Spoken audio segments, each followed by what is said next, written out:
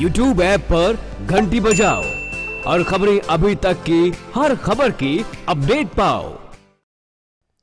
हरियाणा सरकार ने किसानों, बीपीएल परिवारों और सरकारी आवासीय योजनाओं को लाभार्थियों को बड़ी राहत दी है। कैबिनेट की हुई बैठक में 1,60,000 तक के कर्ज को स्टॉप ड्यूटी फ्री कर दिया गया है। आपको बता दें, शुक्रवार को हुई कैबिनेट की बैठक में कुल सभी विषयों पर चर्चा हुई, जिनमें से 9 पर कैबिनेट की मुहर लगी।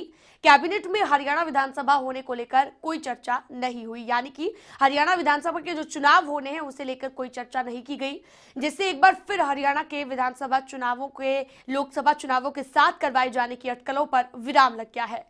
बैठक के बाद सामाजिक अधिकारिता राज्य मंत्री ने कहा कि मुख्यमंत्री पहले ही समय पर चुनाव की बात कर चुके हैं और चुनाव निर्धारित वक्त पर ही होंगे।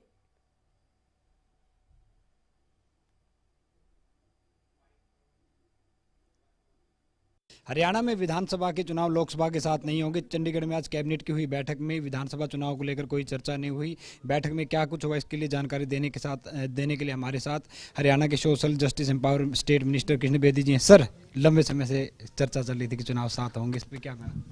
चर्चा पता नहीं कहाँ से थी, परंतु मैंने 5 तारीख कैबिनेट की मीटिंग के बाद ब्रीफिंग में ये साफ शब्दों में बता दिया था कि माननीय मुख्यमंत्री जी ने जो आखिरी दिन सदन के अंदर बयान दिया था कि लोकसभा और विधानसभा के चुनाव अलग अलग होंगे और अपने समय पर होंगे, परंतु चर्चाएं यहाँ से भी चली हैं, मुझे नहीं पता, परंतु आज मंत्रिमंडल के अंदर जिस प्रकार की बात है तो उसके ऊपर पूर्ण विराम लगाते हुए माननीय मुख्यमंत्री जी ने तय किया है कि हरियाणा विधानसभा के चुनाव अलग होंगे और लोकसभा के चुनाव अलग होंगे। और आज के दिन हमारी पूरी की पूरी टीम हरियाणा प्रदेश की 10 की 10 लोकसभा सीटें जीतकर हम माननीय नरेंद्र मोदी जी की झोली में डालने का काम करेंगे, उस प्रयास में लगे हुए हैं। सर, कांग्रेस के बाद अब बीजेपी भी जो है चुनाव की तैयारी करने लगी। कल रोहतक में बीजेपी की प्रदेश कार्यकारिणी की बैठक बताया जाए, उसको लेकर क्या है?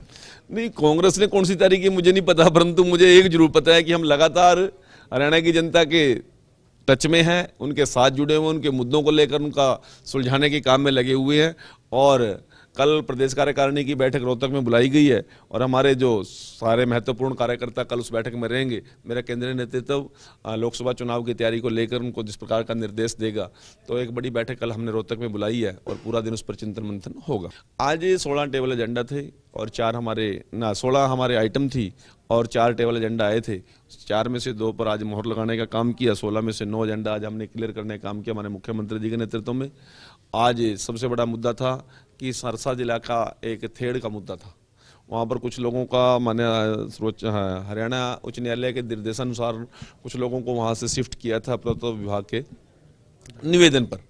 तो उन लोगों को हमने हाउसिंग बोर्ड के एक वहाँ पे कुछ कॉलोनी डेवलप थी उसमें शिफ्ट किया था, परंतु ओनरशिप नहीं दे पाए थे। उसमें एक मुद्दा था, आज उसको प्रिंसिपल हमने मंजूरी दे दी है। और इसके साथ साथ हिसार के अंदर डेयरी प्लाजा का एक मुद्दा था। आज 50 एकड़ ज़मीन हमने बीड से लेकर नगर निगम हिसार को देने का काम किया है और शीघ्र ही जितनी डेयरियाँ रेजिडेंशियल एरिया के अंदर है, शहर के अंदर है, उनको बाहर विस्थापित करेंगे। और इसी प्रकार से लॉजिस्टिक और वेयर हाउसिंग पॉलिसी 2019 को भी आज हमारी कैबिनेट ने मंजूरी देने का काम किया। आज कैबिनेट में एससी कमीशन के गठन को लेकर भी सरकार कोई कार्रवाई कर रही है? हाँ, हमारा अनुजातीय आयोग का गठन पिछले काफ़ी समय से लंबित था। उन प्रिंसिपल महामहिम राज्यपाल महोदय ने उस पर मोहर लगा दी है और शीघ्र ही मैं समझता हूँ कि हमारे मुख्यमंत्री जी इस आयोग की घोषणा कर देंगे। ये था हमारे साथ हरियाणा के सामाजिक अधिकारिता मंत्री कृष्ण बेदी, जिनका साफ कहना था कि हरियाणा सरकार ने समय से पहले चुनाव को लेकर कभी भी किसी तरह की तैयारियां नहीं की थी और कैबिनेट की बैठक में भी आज कोई बातचीत या फैसला नहीं हुआ है। इससे साफ हो गया कि हरियाणा के चुनाव लोकसभा के साथ नहीं होंगे। कैमरामैन सुखपाल के साथ ओपी शर्मा, खबरें अभी तक, चंडीगढ़।